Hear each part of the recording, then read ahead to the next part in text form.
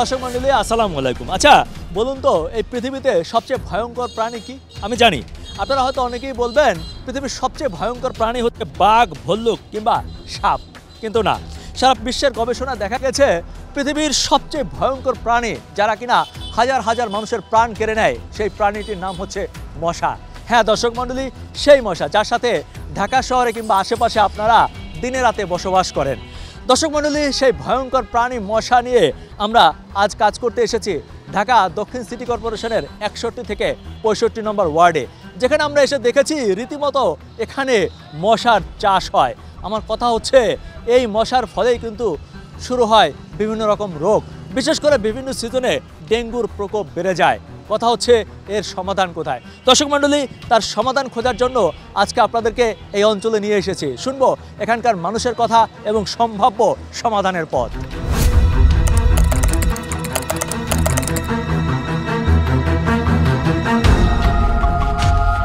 ঢাকা শহর কেউ কেউ বলে মহানগর, আর এই নগরেরই কিছুটা অবহেলিত জনবহুল এলাকা এটি। ঢাকা দক্ষিণ সিটি কর্পোরেশনের 61, 62, 63, 64, 65 নম্বর ওয়ার্ড নিয়ে কদমতলী এলাকা। চীনের যেমন একসময়ের দুঃখ ছিল হোয়াংহো নদী, এই এলাকার মানুষের দুঃখ ও দুর্ভোগের মূল কারণ হচ্ছে এই খাল, যা ছুঁয়ে গেছে সিটি কর্পোরেশনের 5টি ওয়ার্ড। এই খাল নিয়েই এই পুরো এলাকায় হয় রাজনীতি, টেন্ডারবাজি ও ময়লার ব্যবসা। সিজনে সিজনে আবার রূপ বদলায় এই খাল। যেমন ধরুন, এখন চলছে ডেঙ্গুর সিজন। ঢাকা শহরে যে কয়েকটি এলাকাকে ডেঙ্গুর ডেঞ্জার জোন হিসাবে চিহ্নিত করা হয়েছে, এটি তার একটি। বাস্তবিক অর্থে আপনি যদি এই এলাকার বাসিন্দা না হন, তাহলে একদিন অন্তত ঘুরতে আসতে পারেন এই এলাকায়। নিজ চোখে দেখলে বুঝতে পারবেন জীবন কতটা কঠিন, মানুষ কিভাবে বেঁচে আছে এখানে।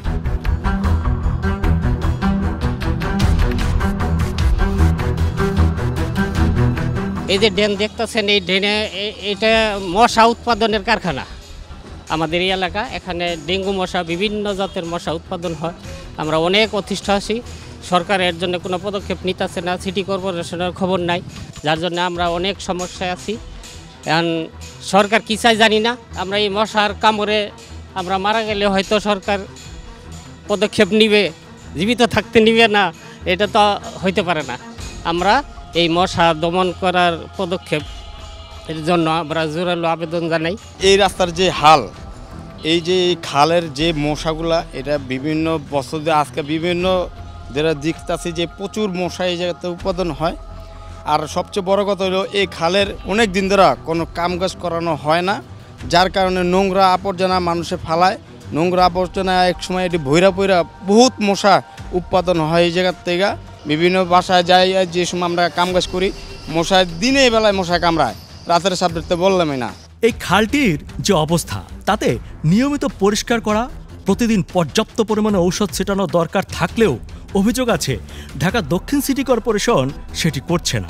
মাঝে মধ্যে যে সামান্য ঔষধ ছিটানো হয় তা মোটেই পর্যাপ্ত নয়। আর এই ঔষধ ছিটানো নিয়েও রয়েছে দুর্নীতির অভিযোগ। কেউ কেউ বলছে ঔষধে এত বেশি পরিমাণ পানি মিশ্রিত করা হয় যে মশা তো দমন হয়ই না, বরং ঔষধ দিলে আরও মশা বেড়ে যায়।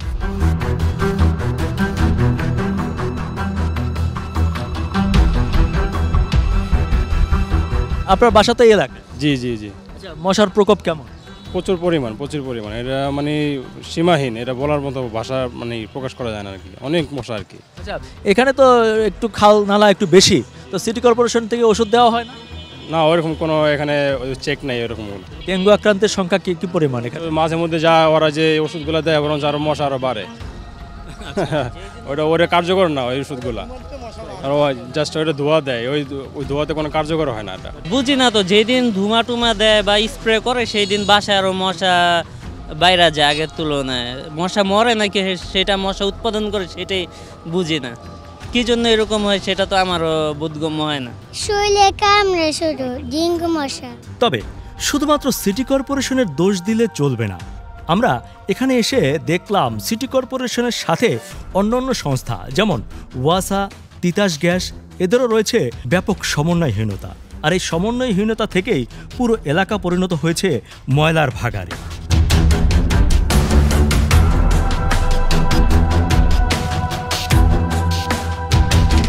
দর্শক মণ্ডলী, এই খালটি দেখলে আসলে বোঝার উপায় নাই যে এটা একটা খাল নাকি ময়লার ভাগার না অন্য কিছু। আমরা অনেকেই প্রত্যাশা করি যে আমাদের ডেঙ্গু হবে না, আমরা ডেঙ্গু মুক্ত থাকবো, মশা মুক্ত থাকবো। আমরা শুধু প্রত্যাশা করে আর সরকারের উপর ভরসা করে থাকলেই হবে না। আমার মনে হয় আমাদের সচেতনতা তার চাইতে বেশি জরুরি। আমরা এত বড় একটি মুসলিম দেশ, আমরা কথায় কথায় বলি যে পরিষ্কার পরিচ্ছন্নতা ইমানের অঙ্গ। আচ্ছা, আপনি একবার লক্ষ্য করে দেখুন যে পরিষ্কার পরিচ্ছন্নতার দশা যদি এই হয়, তাহলে এখান থেকে আমরা সত্যিকার অর্থে ভালো কিছু আশা কিভাবে করব, কিংবা কিভাবে আমরা চিন্তা করব যে আমাদের দেশ হবে ডেঙ্গু মুক্ত। শুধু সরকার কিংবা সিটি কর্পোরেশনের অপেক্ষা নয়, আপনাকে সচেতন হতে হবে সবার আগে।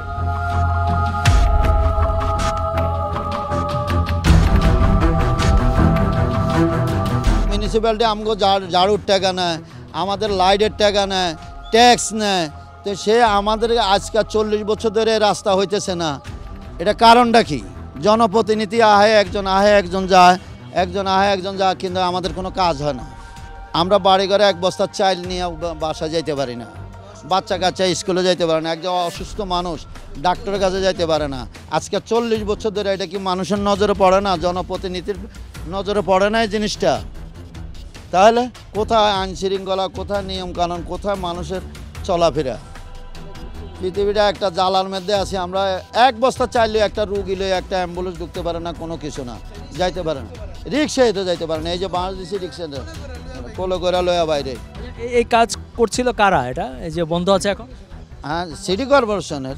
ওনারা আগের সাথে আপনারা কথা বলেছেন? করছে, হ্যাঁ, ওনাদের সাথে কথা বলছি, আগে বলছি এখানে মাটি আসলে চলতে পারে না, লাশ নিয়ে যাইতে পারে না, অসুস্থ মানুষ নিয়ে যাইতে পারে না। তো মনে করেন যে আমরা এটা মাটিগুলো সরাই দিছি কোনো রকম। এখন ওরা কাজে বন্ধ করে দিয়ে দিছে, আর কবে হবে এটার নিশ্চয়তা নেই। আমাদের এই শনিয়াকড়ায় সবচেয়ে ডেঙ্গু আক্রান্ত বেশি লোক। প্রতিটা যদি আমাদের হসপিটাল বা ডায়াগনোসিস সেন্টারে যাওয়া যায়, প্রত্যেকটা হসপিটালে 2-1 করে ডেঙ্গু রোগী পাওয়া যাবে। অন্তত এই জায়গার ডেঞ্জার পয়েন্ট বলা উচিত, কারণ এই শনিয়াকড়া আমাদের এই ক্যানেলের পাশে এরকম মশা হয়, আমরা ঠিকমতো ব্যবসা বাণিজ্য এই সাইডে করতে পারি না। বাসায় মশারি ব্যবহার করি, তাও অনেক মশা। আর প্রত্যেকটা ঘরে ঘরে প্রায় মাঝে মাঝে এরকম হয় যে ডেঙ্গু রুগী বুঝাই, প্রত্যেক বাসা ফের 2-1 করে ডেঙ্গু রুগী আছে। আমরা হসপিটাল, যদি আপনি এই শনিয়াকড়া আশপাশে ডায়াগনস্টিক সেন্টারগুলোতে যান, একটু পর্যবেক্ষণ করেন, তাহলে দেখতে পান যে ডেঙ্গু রুগী অনেক। 20 বছর আমরা এই এলাকার যে অবস্থা দেখছি, আপনি আশেপাশে একটু তাকালে দেখবেন যে যেভাবে খাল খনন করার কথা ছিল বা পরিষ্কার করার কথা ছিল, বা মশা নিয়ন্ত্রণ করার জন্য যে আমাদের যে সিটি কর্পোরেশন যেই কাজগুলো কথা ছিল, আসলে আমরা এগুলা চোখে দেখতে পাই। আগে তো 2তলা 3তলার উপরে মশা ছিল না, এখন 5তলা 6তলা পর্যন্ত মানে পরিষ্কার রাখার পরও মশা হচ্ছে। কারণটা হচ্ছে আমরা এখানে কোনো সুযোগ সুবিধা, আমরা যে নাগরিক হিসাবে এখানে যে সুযোগ সুবিধা পাওয়ার কথা ছিল, আসলে আমরা তা থেকে বঞ্চিত আছি। তা আসলে এই কথা কার কাছে বলবো? আমাদের আসলে কথা বলার কোনো মানুষ নাই। তো এই হচ্ছে। আর আমরা যে আমি যেহেতু মেডিকেল স্টাফ হিসেবে আছি, প্রাথমিক চিকিৎসক হিসেবে কাজ করতেছি দীর্ঘদিন যাবৎ, এখানে প্রতিদিন আমাদের এখানে অনেক ডেঙ্গু রোগী আসে। আমরা ডেঙ্গু ইনভেস্টিগেশন করলে ডেঙ্গু পজিটিভ পাওয়া যাচ্ছে, আমরা সরকারি হসপিটালগুলোতে রেফার করে দিচ্ছি। কিন্তু আসলে যে পরিমাণ এখানে কার্যক্রম ছিল, তার চেয়ে বেশি পরিমাণ রোগী পাওয়া যাচ্ছে। আপনি একটু বিভিন্ন জায়গায় বিভিন্ন এলাকায় একটু খোঁজ দিলে আপনি দেখতে পারবেন যে এলাকার যে পরিবেশ পরিস্থিতি। বছর বয়স ওর, এখন পর্যন্ত আমরা বের করতে পারি না। ওরা কন্টিনিউ বাসার মধ্যে মশারি রেখে, একজন বসায় রেখে, যে যাতে মশা না ঢুকতে পারে কমপক্ষে। সেই বড়দের তো আরও অবনতি, অবস্থা খারাপ। প্রায় সময় আপনার কন্টিনিউ বাসায় একজনের পর একজনের জ্বর থাকে। আমরা বড়রা একটু জ্বরের মধ্যে তো আমরা কাউকে বলতে পারি না, এমন একটা পরিস্থিতি আছে। না সিটি কর্পোরেশন কী করবো, আমরা আসেও না, বলার সুযোগ নাই। প্রথম জ্বর আইসে পর আমি ডাক্তারখানা গেছি, ডাক্তারখানায় রক্ত পরীক্ষায় ডেঙ্গু ধরা খাইছি। এই এখন ট্রিটমেন্ট চলতে আছে আর কি, বাসায় বইয়া, মেডিকেলে না, বাসায় ট্রিটমেন্ট চলে। ডেঙ্গু হলে পরে শরীরে কি ধরনের প্রতিক্রিয়া হয়? ব্যথা, মানে শরীরের মধ্যে মানে কোনো বল পাওয়া যায় না, মানে দুর্বল একবারে, গিরা মিরা সব ব্যথা করতে আছে, খুব দুর্বল। খাওয়ার রুচিটা পর্যন্ত বন্ধ করে দেয়। এই কতদিন ধরে আপনি অসুস্থ? আমি আজকে 22 থেকে 23 দিন।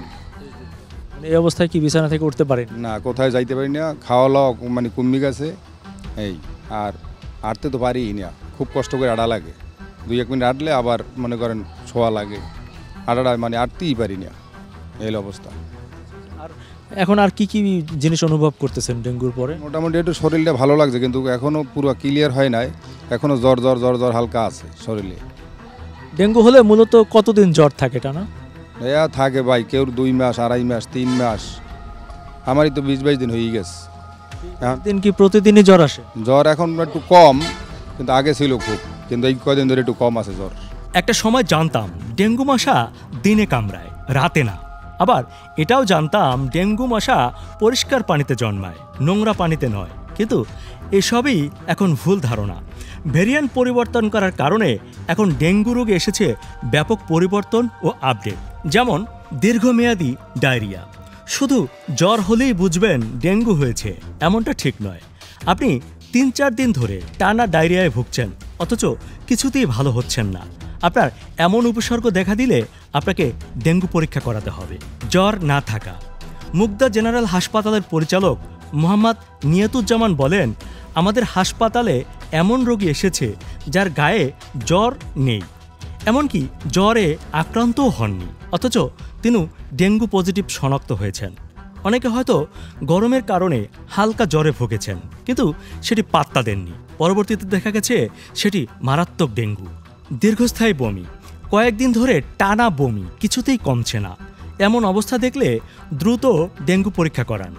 কয়েকদিন জ্বর থাকার পর যদি তীব্র মাথা ব্যথা হয় এবং সে ব্যথা যদি কিছুতেই বন্ধ না হয়, অর্থাৎ মেনিনজাইটিসের মতো মাথা ব্যথা হলে বুঝবেন এটিও এখন ডেঙ্গুর লক্ষণ। হাত পা ফুলে যাওয়া ও পেটে ব্যথা। সামান্য জ্বর, এরপর হঠাৎ করে যদি হাত ও পা ফুলে যায় কিংবা তীব্র পেটে ব্যথা দেখা দেয়, তাহলে বুঝবেন আপনি ডেঙ্গুতে আক্রান্ত হয়েছেন। Shock syndrome. প্রথমবার ডেঙ্গু আক্রান্ত হবার পর যখন দ্বিতীয়বার কেউ ডেঙ্গু আক্রান্ত হয়, তখন রোগী শক সিনড্রোম লেভেলে চলে যায়। এ অবস্থায় রোগীর পালস ও রক্ত চলাচল কমে যায়। রোগীর হাত পায়ের বিভিন্ন কোষে রক্ত চলাচলও বন্ধ হয়ে যায়। ফলে শরীরের এই গুরুত্বপূর্ণ অঙ্গগুলো যথাযথভাবে কাজ করতে পারে না। এটাই শক সিনড্রোম রোগ। এই শক সিনড্রোমে আক্রান্ত রোগীদের বাঁচানো অত্যন্ত কঠিন বলে জানান চিকিৎসকরা। একবার ভাবুন তো, একটি ক্ষুদ্র মশা কত দ্রুত আপনার জীবন কেড়ে নিতে পারে। কেউ কেউ বলে প্রতিদিন মশার কামড়ে যে পরিমাণ মানুষ মৃত্যুবরণ করে, কোনো যুদ্ধেও দৈনিক এত বেশি মানুষ মৃত্যুবরণ করে না। এই মৃত্যুর মিছিলে বাংলাদেশ থেকে প্রতিদিন ঝরে যাচ্ছে গড়ে 6 থেকে 9টি তাজা প্রাণ।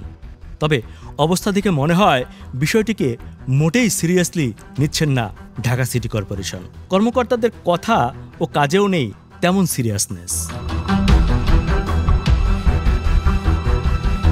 ডেঙ্গু আক্রান্ত রোগীদের বর্তমান অবস্থা দেখতে আমরা গিয়েছিলাম ঢাকা মেডিকেলে।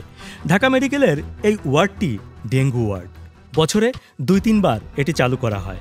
এখানকার রোগীদের সাথে কথা বলে জানতে পারলাম তারা যথেষ্ট সতর্ক থাকা সত্ত্বেও আক্রান্ত হয়েছেন ডেঙ্গুতে। তারা অনেকেই জানেন না কিভাবে তারা আক্রান্ত হয়েছেন এই রোগে। ডেঙ্গু আক্রান্ত হলে একজন রোগীর শরীরের রক্তের প্লেটলেট দ্রুত কমতে থাকে। এতে রক্ত জমাট বাঁধার প্রক্রিয়া ত্বরান্বিত হয়, ফলে রোগীর বিভিন্ন প্রত্যঙ্গে রক্তক্ষরণ দেখা দেয়। তখন করণীয় কি? অনেকেই জানতে চান যে ডেঙ্গুতে আক্রান্ত রোগী কি কি খাবার খেলে তার রক্তে প্লেটলেট বাড়তে পারে। এ পর্যন্ত যত রোগী ডেঙ্গুতে আক্রান্ত হয়েছে এবং তাদের মধ্যে যাদের প্লাটিলেট কমে গিয়েছিল, তাদের সবার প্লাটিলেটই কিন্তু কোনো ঔষধ ছাড়াই এমনিতেই বেড়ে গিয়েছে। কোনো পেঁপে পাতার রস অথবা কোনো ঔষধ দিয়ে তা কিন্তু বাড়েনি। কেউ কেউ একটি দামি ঔষধ ব্যবহার করেন, একটি ট্যাবলেট প্লাটিলেট বাড়াবার জন্য, কিন্তু দেখা গেল যে ওই ট্যাবলেটটি দিয়ে প্লাটিলেট বাড়াতে যে সময় লাগে, ডেঙ্গুতে তার আগেই প্লাটিলেট বেড়ে যায়। তার মানে ডেঙ্গুতে আপনার ডেঙ্গু শুরু হলো, 3য়, 4র্থ, 5ম দিনে গিয়ে হয়তো দেখা গেল যে প্লাটিলেট কমা শুরু হয়েছে বা কমছে। দেখা যাবে যে 6ষ্ঠ বা 7ম দিনে গিয়ে আপনার প্লাটিলেট আবার এমনিতেই বেড়ে যাবে। তো আপনি যদি ওই ট্যাবলেট শুরু করেন বা পেঁপে পাতার রস যদি খাওয়াতে থাকেন, তাহলে মনে হবে যে এই কারণে হয়তো আমার প্লাটিলেট বা রোগীর প্লাটিলেট বেড়ে গেছে, কিন্তু ব্যাপারটি মোটেই তা নয়। এই প্লাটিলেট কিন্তু ন্যাচারালি এমনিতেই বেড়েছে এবং মেডিকেল সায়েন্স কিন্তু তাই বলে। কিন্তু আমরা যে এই পেঁপে পাতার জুস অথবা পাপায়া ক্যাপসুল অথবা ডালিম বেদানা খাওয়াচ্ছি, এখান থেকে আবার তার পেটে কোনো সমস্যা হচ্ছে কি না সেটা আমাদের দেখতে হবে। কারণ এগুলো অনেক বেশি খেলে পেটের ভিতরে একটু ব্যথা হতে পারে, গ্যাস হতে পারে, বমি বমি ভাব বা বমি হতে পারে, সেটি কিন্তু আরও কমপ্লিকেটেড করে তুলবে রুগীকে। এই জন্য এই যে জিনিসগুলো বিজ্ঞানে প্রমাণিত নয় সেই জিনিসগুলো কিন্তু বেশি বেশি দিয়ে উপরন্তু একটি পার্শ্ব প্রতিক্রিয়া তৈরি করা, সেটা কিন্তু মোটেই ভালো কোনো ব্যাপার হবে না। অত্যন্ত দুঃখজনক কথা হচ্ছে, এত বড় একটি মহামারীর এখনও কেন কোনো টিকা কিংবা বিশেষ কোনো চিকিৎসা আবিষ্কার হয়নি। জানতে চেয়েছিলাম চিকিৎসকের কাছে। ডেঙ্গু যদি আক্রান্ত হয়ে থাকে বলবো যে আতঙ্কিত হবেন না, আতঙ্কিত না সতর্ক হবেন। কারণ শুরুতে দেখা যাচ্ছে ডেঙ্গু যাদের ফিভার নিয়ে আসছে তারা কিন্তু যদি চিকিৎসকের পরামর্শ মতো শুরুতে যদি টেস্টটা করে থাকে, যেমন NS1 অথবা CBC কাউন্টটা, যে কমপ্লিট ব্লাড কাউন্টটা করি, তাহলে পেশেন্টের আমরা কাউন্টগুলো দেখি আসলে WBC কাউন্টটা কেমন, ESR কেমন অথবা হিমাটোক্রিট প্লেটের কাউন্টটা কেমন, এটা দেখে পেশেন্টকে আমরা বলি রেস্টে থাকার জন্য। হ্যাঁ, শুধু প্যারাসিটামল জ্বরের জন্য খাবে, বাসায় সে রেস্টে থাকবে। কিন্তু ডেঙ্গুর মেইন চিকিৎসা হলো ফ্লুইড ম্যানেজমেন্টটা, মানে তরল জাতীয় পদার্থ বেশি পরিমাণে খাওয়া। সেক্ষেত্রে খাবার বিশুদ্ধ খাওয়ার পানি, ওট স্যালাইন অথবা চাইলে সারাদিন একটা ডাবা পানি খেতে পারে, ফলের রস, এই টাইপের খাবারগুলো যদি বেশি পরিমাণে খায়, রেস্টে থাকে, তাহলে সেই পেশেন্টটা কিন্তু সুস্থ হয়ে যায়। কারণ 3 থেকে 4 দিনের পর যখন কাউন্টটা কমে তখন রিকভারি ফেজে আবার কাউন্টটা বাড়তে থাকে। এই যে সময়টুকু, এই সময়টুকু সে যদি রেস্টে থাকে, খাওয়াটা ঠিক মতো খায়, পেশেন্টটা খারাপের দিকে যায় না। কারা খারাপের দিকে যায়? যারা দেখা যাচ্ছে সেকেন্ড টাইম আক্রান্ত হচ্ছে অথবা ডেন 2 দিয়ে আক্রান্ত হচ্ছে, সেক্ষেত্রে মারাত্মক জটিলতা পড়ে এবং শকে চলে যেতে পারে। এই জন্য খেয়াল রাখতে হবে সে কি ডেঙ্গু দ্বারা আগে আক্রান্ত ছিল নাকি পরে আবার নতুন করে আক্রান্ত হলো, এবং তার অবস্থাটা কেমন, তাকে পেটে ব্যথা করছে কিনা, বমি হচ্ছে কিনা, খেতে পারছে কিনা অথবা লুজ মোশন বেশি হচ্ছে কিনা। তাহলে চিকিৎসকের পরামর্শ মতো হাসপাতালে ভর্তি করতে হতে হবে। শুরুতে যদি ভর্তি হয় তবে পেশেন্টটা খারাপের দিকে যায় না, পেশেন্টটাকে সহজে কিন্তু সেভ করা যায় লাইফটাকে। কিন্তু যখন পেশেন্ট আসে এত দেরি করে, পেটে পানি নিয়ে, বমি নিয়ে এমন অবস্থা আসে পেশেন্টের, দেখা যাচ্ছে পেশেন্টটাকে আইসিইউতে নিয়ে বাঁচানো যায় না। দর্শক, আমরা সাধারণ মানুষ যাদের নুন আনতে পান্তা ফুরোয়। আমরা গবেষণা, চিকিৎসা এত কিছু বুঝি না, বোঝার কথাও না। এসব বোঝার দায়িত্ব রয়েছে রাষ্ট্রের এবং রাষ্ট্রের গুরুত্বপূর্ণ ব্যক্তি ও প্রতিষ্ঠানের। মশা নিধনের জন্য রয়েছে নানাবিধ পরিকল্পনা এবং তা বাস্তবায়নের কার্যক্রম। আমরা খেটে খাওয়া সাধারণ মানুষ, দুবেলা দুটো ভাত, বেঁচে থাকার মতো মাথার ছাউনি, একটু চিকিৎসায় জীবন বাঁচাবার জন্য। আমাদের নিরাপদ জীবন কামনা দোষের তো নয়, তাই রাষ্ট্রের কাছেই সমাধান চাই। রাষ্ট্রকেই দিতে হবে আমাদের এই ক্ষুদ্র জীবনের সামান্য নিরাপত্তা, সুস্থভাবে বাঁচার এতটুকু আশা। আমরা শুধুই মানুষ হিসাবে বাঁচতে চাই, দেখতে চাই না এই মৃত্যুর মিছিল, মরতে চাই না ক্ষুদ্র এই মশার কামড়ে। মিলবে তো এই সমাধান? সাধারণ মানুষ বলছে মনে হয় না ঘুম ভাঙবে সিটি কর্পোরেশনের, কারণ তারা তো জেগে ঘুমাচ্ছে, আর আমাদের তো রাতের ঘুম অনেক আগেই শেষ। এখন ডেঙ্গু জীবাণুবাহী মশার আক্রমণের শিকার হয়ে শুধুই মৃত্যুর প্রহর গুনছি।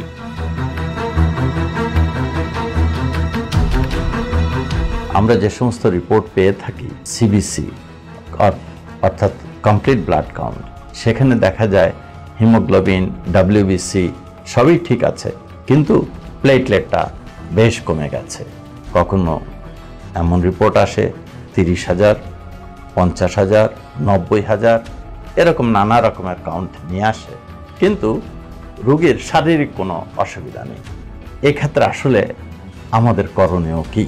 আমি প্রথমে বলবো যে আসলে প্লেটলেট কাউন্টের যে রেঞ্জটা আমরা দেখি, সেটা যেটাকে আমরা বলছি 1.5 লাখ থেকে 3.5 লাখ, এটা হচ্ছে আসলে 96% অফ দি পপুলেশন। অর্থাৎ আমাদেরকে সবসময় মনে রাখতে হবে যে উপরের দিকে 3% এবং নিচের দিকে 3% এটা নর্মাল ভেরিয়েশন হতে পারে। অর্থাৎ অনেক সাধারণ মানুষের স্বাভাবিকভাবেই হিমোগ্লোবিন 50,000, 60,000 হতে পারে, যেমন তা হতে পারে 7 লাখ, 8 লাখ। তো এটা একটা নর্মাল ভেরিয়েশন হতে পারে। এছাড়া আর যে সমস্ত কারণে প্লেটলেট কমে যায় শরীরের কোনো লক্ষণ ছাড়া, সেটার জন্য ভাইরাস একটা বড় ফ্যাক্টর, এবং আরেকটা বড় ফ্যাক্টর হচ্ছে ওষুধ খাওয়া। আজকাল প্রায়ই দেখা যায় যে নানা কারণে মানুষ বিভিন্ন ওষুধ গ্রহণ করে থাকে, এবং এই সমস্ত ওষুধ গ্রহণের কারণে অনেক সময় প্লেটলেট কমে যায়।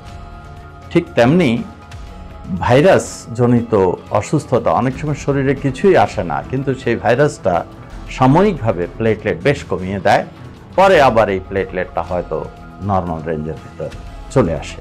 সুতরাং প্লেটলেট যেমন নর্মালি কম থাকতে পারে, ওষুধের কারণে কম হতে পারে, এবং নানা রকমের ভাইরাসের কারণেও কমে যেতে পারে। আমরা একটা ভাইরাসের কথা খুব জানি, সেটা হচ্ছে ডেঙ্গি ভাইরাস।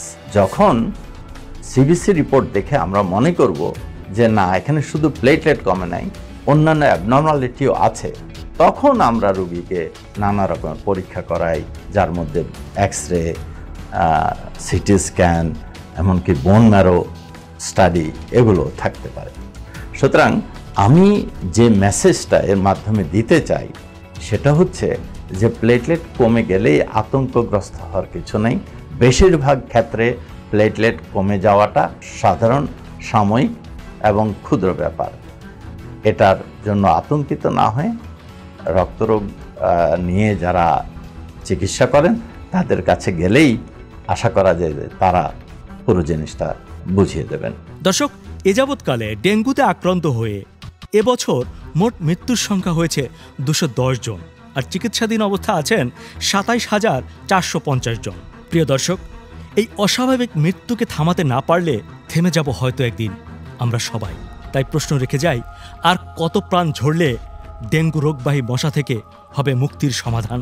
ঘুম ভাঙবে কি সিটি কর্পোরেশনের, নাকি তারা ঠিক এভাবে জেগেই ঘুমাবে? দর্শক মণ্ডলী, ঠিক এভাবে ডেঙ্গুতে প্রতিদিন ঝরে যাচ্ছে গড়ে 8 থেকে 9টি তরতাজা প্রাণ। একবার ভাবুন তো, এর চেয়ে ভয়ঙ্কর শত্রু এই পৃথিবীতে আর কি হতে পারে? কথা হচ্ছে এর সমাধান কোথায়? দর্শক মণ্ডলী, আমরা পুরো এরিয়া ঘুরে, মেডিকেল ঘুরে আমরা দুটি সমাধান পেয়েছি। এক নম্বর হচ্ছে বর্তমান সরকারকে যথাযথভাবে পদক্ষেপ নিতে হবে এই মশক নিধনের, এবং এ ব্যাপারে কোনো রকম অবহেলা চলবে না। পাশাপাশি সবচাইতে বড় কথা যেটা, সবচেয়ে ইম্পর্টেন্ট কথা যেটা, সেটা হচ্ছে আপনাকে আমাকে সচেতন হতে হবে। একমাত্র আমাদের সচেতনতাই পারে আমাদেরকে ডেঙ্গুর হাত থেকে রক্ষা করতে, আর এটি হচ্ছে সর্বোৎকৃষ্ট সমাধান। দর্শক মণ্ডলী, আপনাদেরও মনের মধ্যে কোনো সমস্যা কিংবা প্রশ্ন দেখা দিলে আমাদেরকে ফোন করে জানাতে পারেন, কিংবা আমাদেরকে ইমেল করতে পারেন এই ঠিকানায়।